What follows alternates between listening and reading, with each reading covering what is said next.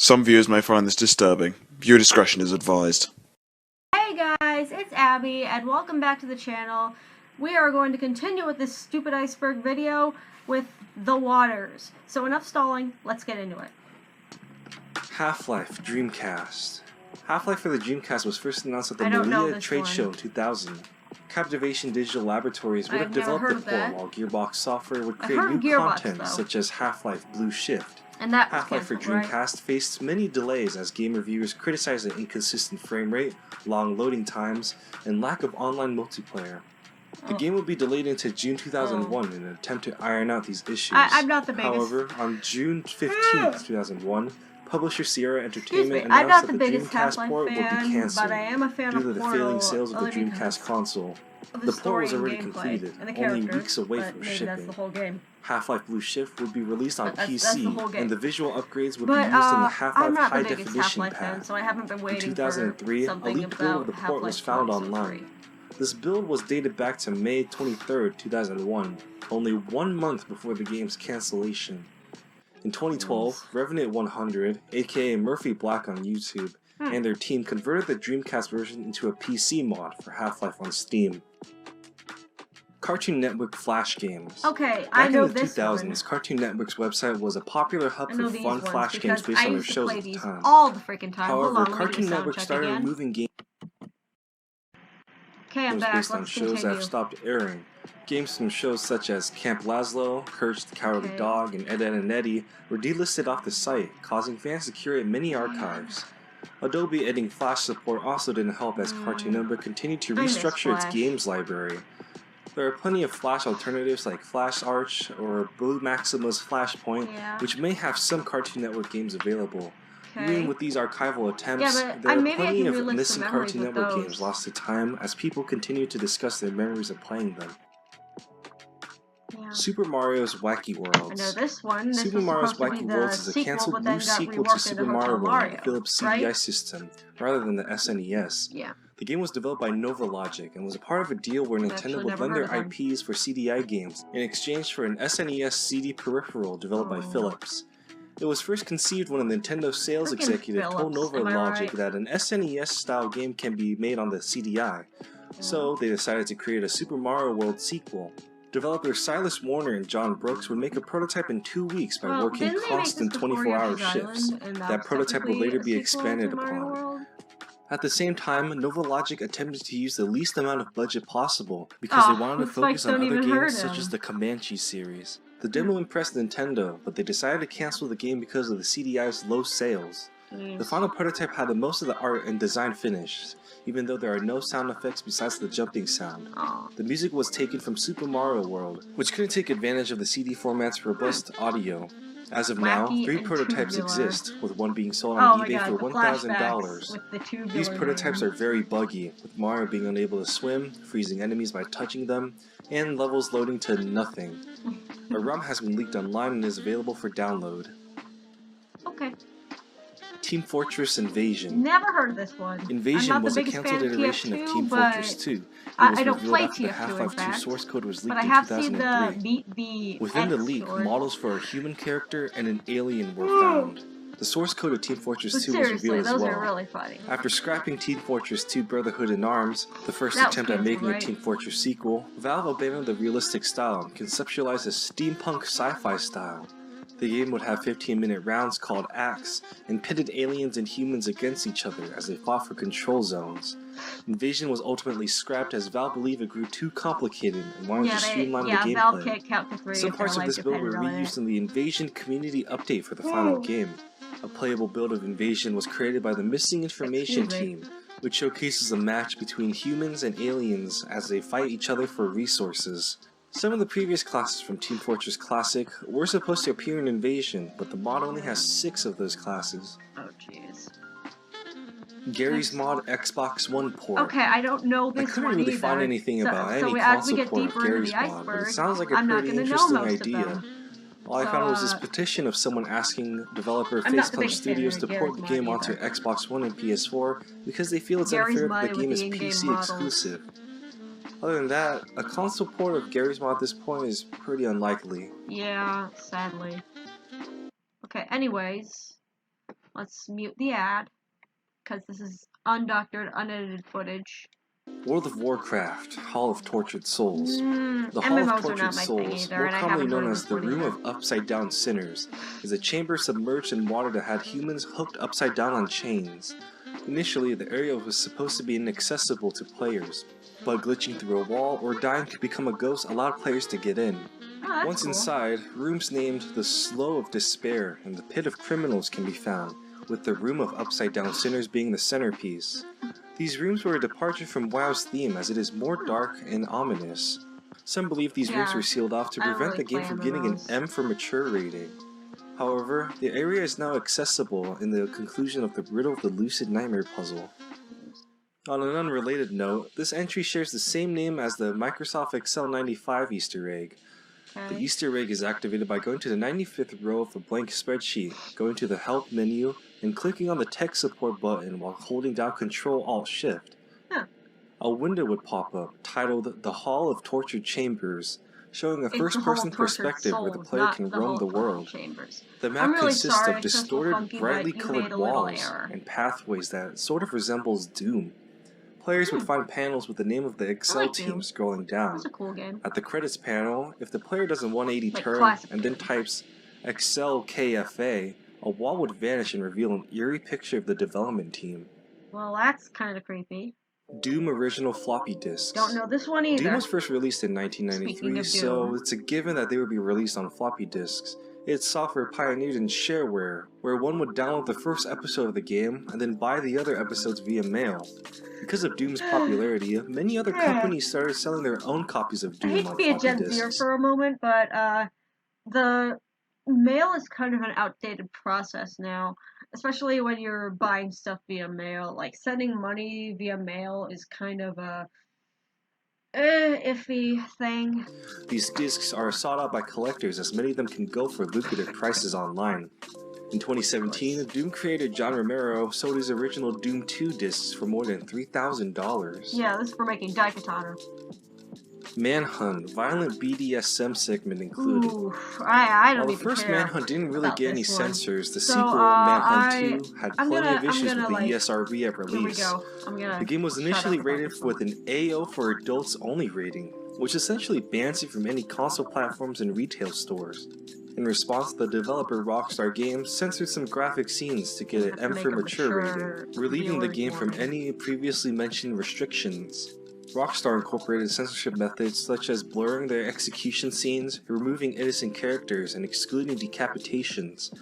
There have been fan-made attempts at decensoring the console versions. While the PC version is uncensored by default, the PlayStation 2 and PlayStation Portable versions were, causing modders to remove any censorship in cracked versions. Although I couldn't find any evidence of a BDSM scene, the ability to castrate an enemy with a pair of pliers were removed. Okay, so we're going to move on to the deep waters in this video instead of making the deep waters a second video. So we are going to I've been saying a lot. So we're going to combine two video ideas into one. So let's go into the deep waters. AddictingGames.com. I've never heard of this one. Not too sure why this entry's in the iceberg. Even the creator isn't sure why they put it on the iceberg. Anyways, Addicting Games is an online flash game site that was launched in 2002. Addicting Games is one of the more influential flash game websites, along the likes of Cool Math Games and Newgrounds. In the 2000s, it amassed a wider range of online games and garnered a huge audience. However, it's possible that there are plenty of lost games on the website, especially with Adobe Flash's discontinuation. Yeah, I miss Flash more and more. Fallout Brotherhood of Steel 2. Interplay Entertainment began developing Fallout Brotherhood of Steel 2 before the first Brotherhood of Steel was released, targeting a Christmas 2004 release. Its development was one of the reasons why Black Isle Studios' Fallout 3 was cancelled. However, Brotherhood of Steel 2 would be cancelled as well after Interplay went into bankruptcy, even though the game was nearly complete. Some plot elements from the Van Buren build of Fallout 3 would have been reused. The game would revolve around 4 distinct characters and have a new stealth system. The story follows a war between the Brotherhood of Steel and the Cyphers, as the Cyphers discover a Garden of Eden creation kit, or GECK, a story element from another cancelled Fallout game, Fallout Tactics 2. In 2009, a design document with in-game images was leaked, supplying the community with most of the information known today. As of writing, there are no leaked videos or game builds. Anyways. Ruby Dung. Ruby Dung was a strategy game developed by Notch before he created because Minecraft. Of Chatronic, I like to its pronounce gameplay Minecraft mechanics are a mystery, as not much is known other than it was inspired by Dwarf Fortress. Notch focused on accessibility with Ruby Dung, unlike the previously mentioned inspiration, which is known for its complexity and hard difficulty. The game was cancelled early in its development, and its source code was reused in Minecraft. Ruby Dung inspired Notch to create Minecraft because he wanted to have the game set in a first-person perspective, but found the graphics too low quality. He would later come across the game Infiniminer, which inspired the fundamentals of Minecraft. Mean Girls the game. Okay, so I know this one's Games began developing a Nintendo DS tie-in game for the film Mean Girls. It was scheduled to be released on April 20th, 2010, but was ultimately cancelled. Not much is known about the game besides sharing the same plot as the film. The ESRB claims it's an adventure game where the player can interact with characters through conversations. One thing to note is the absence of the film star Lindsay Lohan on the front cover. The official reason is that the publisher couldn't afford to have her on the cover art. However, some believe the real reason she is not on the box art is because of her previous substance abuse scandals and overall poor reputation. There is some evidence on what the gameplay could be like. 5 screenshots were found on multiplayer.it, an Italian gaming website. The gameplay seems to just be a collection of mini-games with in-between cutscenes that retell the film's plot. Batman Arkham Asylum Wii port. Batman Arkham Asylum was planned to have a Wii port developed by Redfly Studios. The developer has worked on several other Wii ports, such as Star Wars The Force Unleashed 2, Devil May Cry, and Star Wars X-Wing vs. TIE Fighter. I've actually played the It's unknown why the Wii port of Arkham Asylum was cancelled, but some speculate the Wii's weaker hardware caused issues. However, Redfly Studios' YouTube channel revealed gameplay of the Wii port, consisting of a fight between Batman and a group of enemies on a rooftop, broken up with stealth sections. Apparently, this demo only took a few weeks to make. It would have been intriguing how Redfly would incorporate motion controls into Arkham Asylum, if at all. Demo discs. Demo discs were once the most popular method for marketing new games. As consoles began to utilize low-cost CDs, publishers would promote their upcoming titles by offering free demo collections. These discs were found in many places like magazines, cereal boxes, retail stores, other games, and much more. These discs grew in popularity with the original PlayStation, and arguably peaked in the 6th generation of consoles. Nowadays, most demos are digitally downloaded, and these discs are now considered a collector's item. There were probably hundreds of these demo discs, and most of them could be considered lost. Grand Theft Auto 64. I know this one. The first Grand Theft Auto was planned to be ported onto the Nintendo 64. The port would introduce upgraded graphics, new levels, and new mechanics. This port was previewed by gaming outlets such as IGN, and was covered by numerous articles online. The port was cancelled because of unknown reasons. Some were led to believe that GTA 64 was fake because no official screenshots were ever shown. That wasn't until Lychee from Assembler Games found in-game screenshots taken from various Spanish and Italian magazines. The environments had blurred textures and elements of 3D graphics. I don't really know. It was later found in the design. GTA GBC was a thing ever. Let me know in the comments. Document of the first GTA, Rockstar had made plans to port the game onto N64. Written as Ultra 64 at the time. Dead Space mobile port. Not heard of Dead this Space one. had a I've mobile of spin-off for iOS and Android devices devices, created by Iron Monkey Studios. There was a planned release on Windows Phone 8, but it was cancelled before release. The gameplay is similar to the original Dead Space, although it utilizes touchscreen controls. The plot takes place between Dead Space and Dead Space 2, with Vandal as the protagonist instead of Isaac Clarke. As of September 2015, the game was removed from the iOS App Store, but the download is still available for Android users, although they have to circumvent some loopholes to access the game. Those who decide to play the game on newer Android devices will run into issues with the audio. Even though the game had been discontinued, fans have created a remastered APK, or Android Application Package, that allows the game to run on modern Android devices. Halo DS. Not a demo of of a Halo one, game on the Nintendo DS started being discussed around I'm 2004. more of a Nintendo Some claimed that Halo would be ported to the Game Boy Advance, but was quickly denied by Microsoft. I mean, Nintendo developed in 2007, games like Mario, IGN writer Matt Casamassina Zelda, would Pokemon, release a blog post claiming he had played Halo DS, which was, quote, completely up and running and fully playable. In response to the blog, Bungie employees Frank O'Connor and Brian Gerard told Siliconera, quote, "There has never been an officially funded or sanctioned development of any sort of DS Halo game. This led to accusations towards Casamassina and IGN for lying about the game's existence." On October 2nd, 2007, Casamassina responded to these accusations by uploading a YouTube video of himself playing a demo of Halo DS with his fellow co-workers. He would play a multiplayer match on camera with writer Mark Bozon after showing some of the menu screens. Upon inspection of the game elements, some viewers believe that the demo was made by modding the DS version of GoldenEye Rogue Agent. Subjects, but I mean, a 3D first-person game would not work on the DS, and since the DS is discontinued, I don't think it would ever work. With this discovery, some believe the demo was made by Electronic Arts and N-Space, both involved with Rogue Agent's development. N-Space, which stands for, never mind, I don't want to play this game anymore, can we go to space instead? Pokemon Red, Blue event cartridges. Not heard of this Throughout the Pokemon games, each version would have a legendary Pokemon that could only be obtained by attending special events. The legendary Pokemon for Pokemon Red and Blue would be Mew. Oh, Mew! At events such as Space World 1997, players would insert their cartridges into these special machines that would load Mew into their game. Another way to get a legendary Pokemon would be to trade it at a local retail store. Nintendo would send out these special cartridges filled with legendary Pokemons to stores such as Toys R Us and Walmart. The employees would manually trade with the player to give out these legendary Pokemon. After the event is over, the stores would return the games and hardware back to Nintendo so they can dispose of it permanently. This method of giving out legendaries has been abandoned in recent generations, making these thrown out retailer cards extremely sought after. The Pokemon Red and Blue event cartridges are some of the most rarest cartridges out there, and the aging save batteries inside could possibly delete the data these have. Roblox 2004 beta build. I don't play Roblox. Roblox is one of the most popular massive online multiplayer games.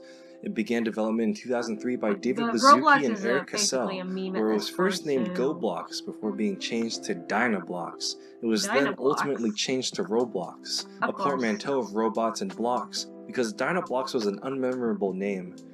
Even with Roblox's popularity, any builds dating back to 2005 and 2006 have disappeared, with no archives found within the site. These builds could have been removed when Roblox moved servers a while back, and had to delete old content from their website to save space. As of now, there are only a few pre-2010 builds found, with the earliest dating back to 2007. In 2012, an installer for a Roblox build dating back to 2008 was found by the Tumblr blog Client Search. In 2017, Finobi user RedZ found a user who kept Roblox clients dating back to 2007 on their hard drive. Another Finobi user, Callus, would contact the hard drive owner and would leak the build dated August 31st, 2007.